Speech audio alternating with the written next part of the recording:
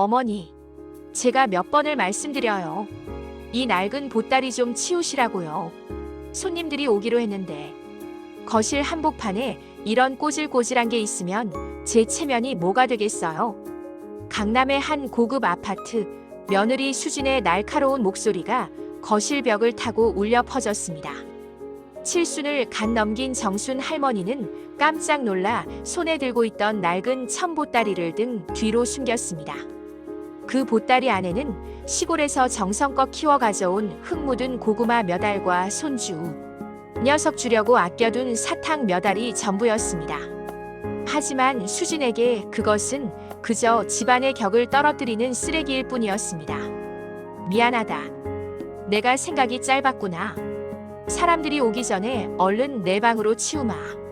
정순 할머니는 굽은 허리를 더 숙이며 서둘러 방으로 향했습니다. 하지만 뒤편에서 들려오는 아들 민석의 한숨 섞인 목소리가 할머니의 가느다란 발길을 붙잡았습니다. 엄마, 수진이 말이 틀린 건 아니잖아. 여기 강남이야. 엄마가 예전처럼 살면 우리도 여기서 기 못 펴고 살아. 제발 우리 눈치 좀 봐주면 안 돼? 정 답답하면 시골 내려가서 사시든가요. 거기 가면 엄마 같은 노인네들 많잖아요. 가장 믿었던 아들의 입에서 나온 눈치와 수준이라는 단어.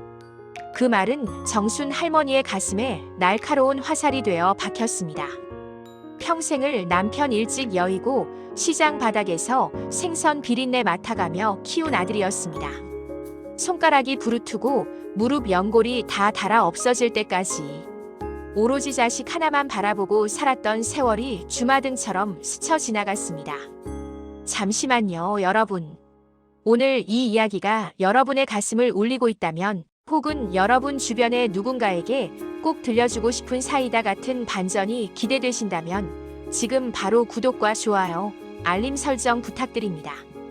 여러분의 따뜻한 응원이 정순 할머니의 제2의 인생을 더욱 화려하게 만드는 큰 힘이 됩니다. 할머니는 조용히 부엌 바닥에 떨어진 전복 껍데기를 주워 담았습니다. 눈물이 쏟아질 것 같았지만 꾹 참았습니다. 그래, 내가 너희에게 짐이 되고 있었구나. 내가 없어지는 게 너희가 원하는 수준이라면 기꺼이 그렇게 해주마. 그날 밤 가족들이 모두 잠든 깊은 새벽, 정순 할머니는 며느리가 발로 찼던 그 낡은 보따리를 품에 안았습니다. 그리고 미리 준비해둔 메모지를 꺼내 투박한 글씨로 적어 내려갔습니다. 민서가, 수진아, 너희 말대로 내가 시골 내려가서 편하게 지내마. 다시는 너희 눈에 안 띄마.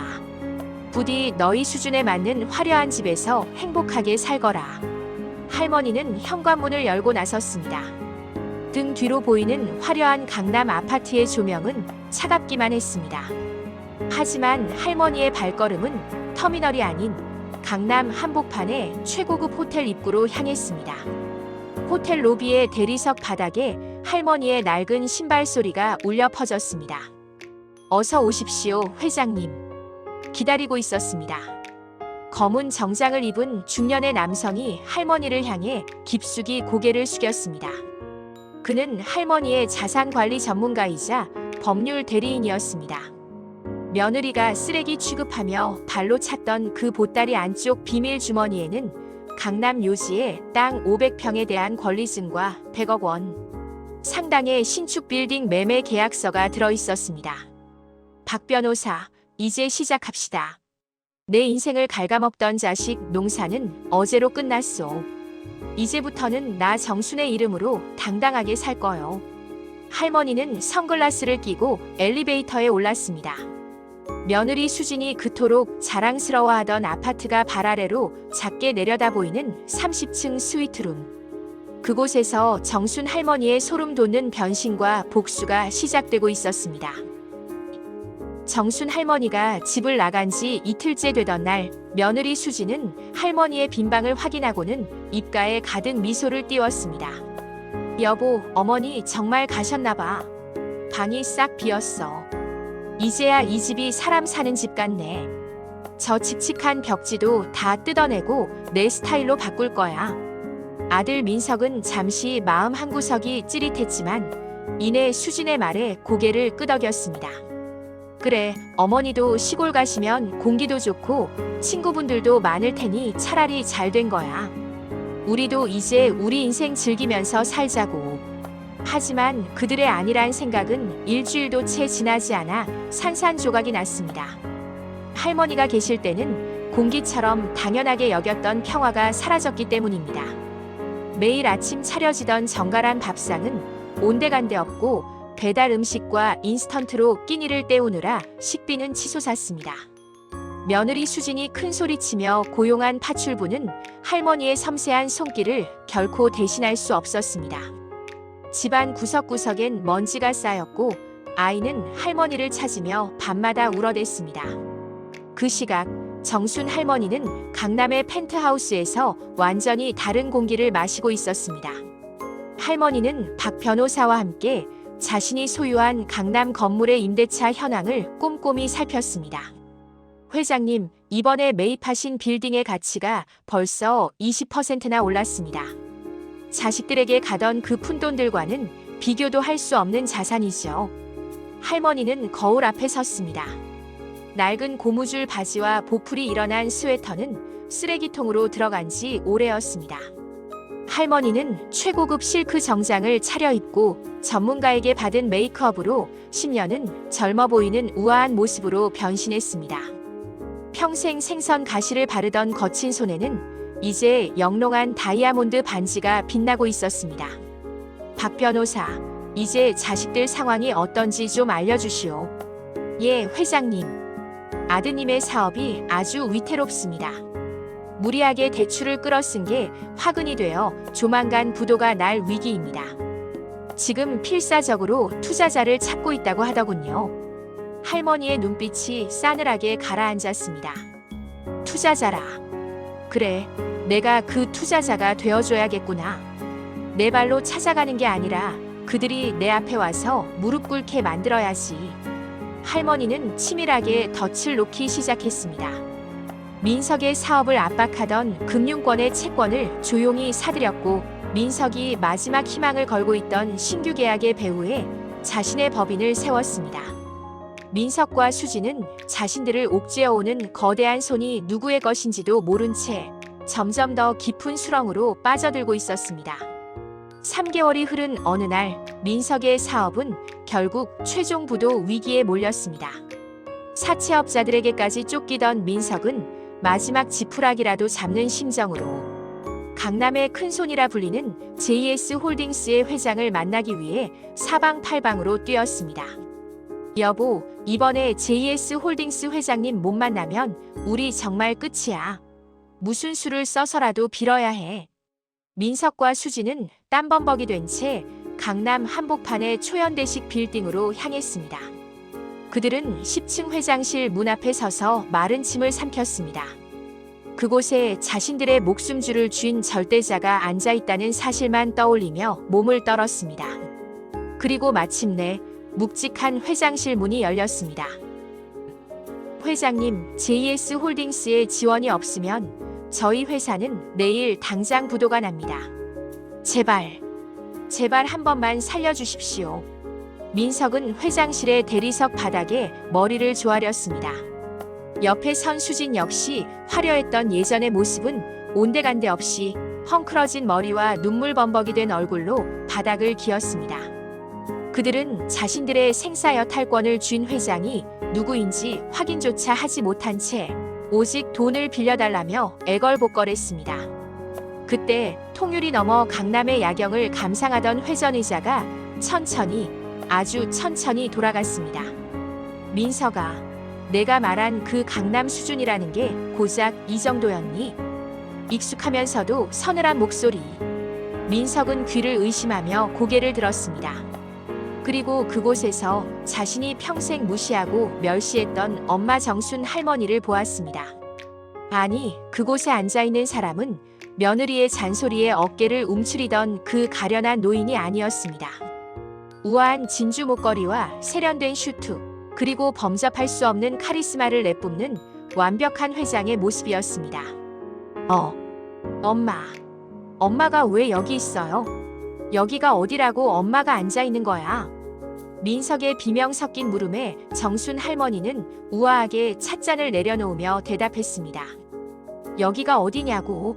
내가 그렇게나 갈구하던 성공의 정점, 그리고 내가 오늘 구걸하러 온 JS홀딩스의 회장실이다. 내가 바로 내가 찾는 그 건물주의자 투자자란다. 수지는 정신이 나간 사람처럼 헛웃음을 터뜨렸습니다. 말도 안 돼. 어머니가 무슨 돈이 있다고. 시골 가서 고구마나 캘 줄 알았는데. 이게 다 꿈이죠? 여보, 어서 말 좀 해봐. 여러분, 정순 할머니는 책상 위에 놓인 서류 뭉치를 자식들 앞으로 던졌습니다. 그것은 민석의 회사가 빌린 채권들을 할머니가 모두 사들였다는 증명서였습니다. 민석아, 수진아, 너희는 내가 가진 낡은 보따리가 부끄럽다고 했지. 그 보따리 안에 든 땅 문서와 계약서들이 오늘 너희의 목숨줄을 쥐고 있다는 걸 알았을 때 기분이 어떠니? 민석은 다시 한번 할머니의 구두를 붙잡으며 빌었습니다. 엄마, 제가 잘못했어요. 제가 제정신이 아니었어요. 엄마 돈 많잖아요. 이 빌딩도 엄마 거라면서요. 아들 한 번만 살려주세요. 제가 앞으로는 엄마 여왕처럼 모실게요. 수진 역시 무릎을 꿇고 할머니의 손을 잡으려 애썼습니다. 어머니, 제가 어머니 좋아하시는 전복죽 매일 끓여드릴게요. 아니, 파출부도 안 쓰고 제가 다 할게요. 제발 집으로 돌아와 주세요. 정순 할머니는 차갑게 그들의 손을 뿌리쳤습니다. 집, 너희가 살고 있는 그 강남 아파트, 이미 압류 절차 들어갔다. 그것도 내가 샀거든. 너희는 이제 갈 곳도 기댈 곳도 없다. 할머니의 단호한 말에 민석과 수지는 넋이 나간 듯 바닥에 주저앉았습니다. 자신들이 무시했던 어머니의 존재가 얼마나 거대한 산이었는지, 그리고 자신들이 저지른 죄가 얼마나 무거운지 그제야 뼈저리게 느끼기 시작한 것입니다. 하지만 정순 할머니의 복수는 여기서 끝이 아니었습니다. 할머니는 비서에게 지시했습니다. 이 사람들을 끌어내라. 내 건물에 어울리지 않는 수준 낮은 사람들이니 경비원들에게 끌려나가며 엄마. 그를 울부짖는 자식들의 목소리가 복도 끝까지 울려 퍼졌습니다. 정순 할머니는 다시 창밖을 보며 조용히 혼잣말을 내뱉었습니다. 이제야 비린내가 좀 가시는구나. 경비원들에게 끌려나가며 엄마. 살려주세요. 라고 비명을 지르던 자식들의 목소리가 멀어지자 회장실에는 차가운 정적만이 감돌았습니다. 정순 할머니는 떨리는 손을 진정시키며 책상 위에 놓인 가족 사진을 빤히 바라보았습니다. 시장 바닥에서 아들 민석을 등에 업고 생선을 팔던 젊은 날의 자신의 모습이 떠올랐습니다. 그때는 이 아이만 잘 되면 세상 모든 걸 다 가진 것 같았는데 정작 그 자식이 잘 되고 나니 자신은 버려져야 할 쓰레기 취급을 받게 된 현실이 참으로 기구했습니다. 하지만 할머니는 더 이상 울지 않았습니다. 이미 90일간의 행방묘연 동안 그녀는 눈물을 모두 쏟아냈기 때문입니다. 회장님, 아드님 내외가 밖에서 1시간째 무릎을 꿇고 통곡하며 버티고 있습니다. 경찰을 부를까요? 비서의 물음에 할머니는 천천히 고개를 저었습니다. 아니, 그냥 놔둬라. 본인들이 저지른 죄의 무게가 얼마나 무거운지 그 차가운 복도 바닥에서 몸소 느껴봐야지. 그리고 박 변호사, 내가 지시한 서류들은 다 준비됐나? 박 변호사가 내민 가방 안에는 할머니의 새로운 인생을 증명하는 서류들이 가득했습니다. 자식들에게 넘겨줄 상속 포기각서, 그리고 할머니의 이름으로 예약된 세계 일주 항공권과 해외 유명 호텔들의 예약 확인서였죠. 민석이 회사는 법적 절차대로 진행해. 내가 사들인 채권은 한치의 오차도 없이 회수할 거다. 그리고 그들이 살고 있는 아파트 일주일 안에 비우라고 해. 내가 거기 들어갈 건 아니지만 그들이 내 땅 위에서 숨 쉬는 꼴은 더 이상 못 보겠다. 자식에게 모든 것을. 잠시 후 할머니는 회장실 문을 열고 복도로 나섰습니다. 바닥에 엎드려 울고 있던 민석과 수지는 할머니의 구두가 눈앞에 보이자 허겁지겁 매달렸습니다. 엄마, 제발요. 저희 길바닥에 나앉게 생겼어요. 한 번만, 딱 한 번만 도와주시면 죽을 때까지 효도할게요. 어머니, 제가 잘못했어요. 앞으로는 어머니가 시키는 대로 다 할게요. 할머니는 그들을 내려다보며 단호하게 입을 열었습니다. 효도? 너희가 말하는 효도는 내 주머니가 비었을 땐 발길질이고 내 주머니가 차 있을 땐 무릎 꿇는 거니? 그건 효도가 아니라 거래다. 그리고 난 너희 같은 수준 낮은 사람들과는 거래 안 한다. 할머니는 비서가 건네주는 최고급 코트를 어깨에 걸쳤습니다. 내일 나는 이 나라를 떠난다. 자식 농사 지으며 못 해본 거, 못 먹어본 거, 못 가본 곳. 이제야 내 돈으로 내 인생 즐기며 살 거다.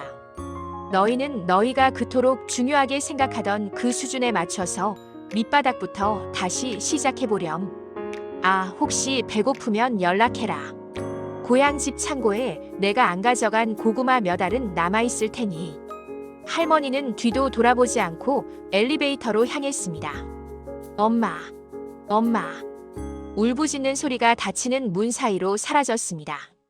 전용 차량에 올라탄 할머니는 창밖으로 보이는 강남의 화려한 야경을 보며 깊은 한숨을 내쉬었습니다. 그 한숨에는 지난 70년의 고단함과 앞으로 펼쳐질 새로운 인생에 대한 설레임이 함께 담겨 있었습니다. 일주일 뒤 인천국제공항 퍼스트 클래스 라운지. 정순 할머니는 창밖으로 보이는 거대한 비행기들을 바라보며 우아하게 샴페인 잔을 기울였습니다. 3개월 전 낡은 보따리를 들고 눈물 흘리며 집을 나서던 그 할머니의 모습은 이제 어디에도 없었습니다. 세련된 단발머리에 명품 스카프를 두른 그녀의 얼굴에는 70년 인생 중 가장 밝은 생기가 돌고 있었습니다. 회장님, 비행기 탑승 시간입니다. 이번 세계 일주 여정은 프랑스 파리부터 시작해 이탈리아, 스위스를 거치는 최고의 코스로 준비했습니다. 비서의 보고에 정순 할머니는 작게 고개를 끄덕였습니다. 할머니는 품 안에서 낡은 수첩 하나를 꺼냈습니다. 거기에는 평생 자식들 뒷바라지 하느라 마음속 깊이 묻어두기만 했던 버킷리스트가 빼곡히 적혀 있었습니다. 에펠탑 앞에서 커피 마시기, 베네치아에서 곤돌라 타기, 나만을 위한 보석 사기 등등. 이제 할머니에게 그것은 더 이상 꿈이 아닌 현실이었습니다. 여러분, 평생을 희생하며 살아온 정순 할머니가 이제야 자신을 위한 첫발을 내디뎠습니다. 누군가는 비정하다 말할지 모르지만 자신을 사랑할 줄 아는 부모가 자식에게도 진정한 본보기가 되는 법 아닐까요?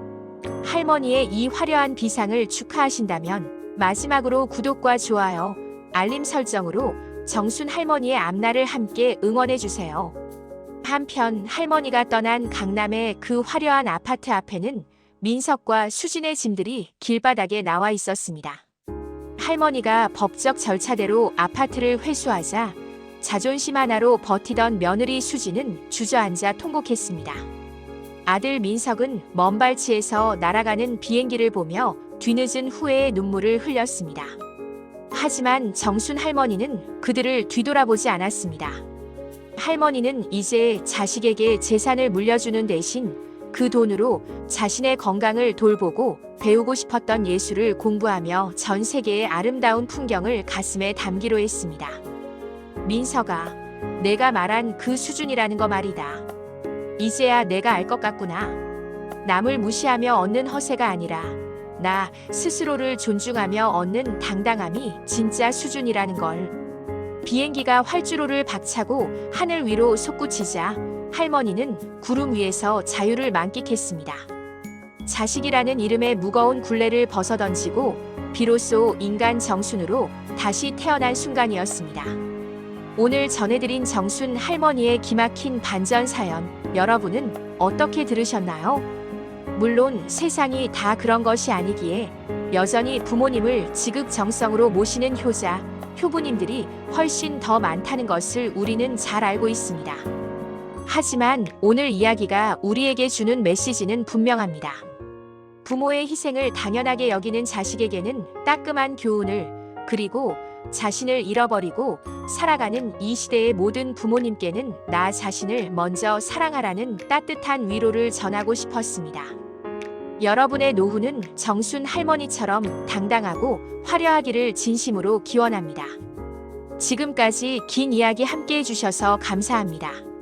저는 더 가슴 뻥 뚫리는 사연으로 다시 찾아뵙겠습니다. 감사합니다.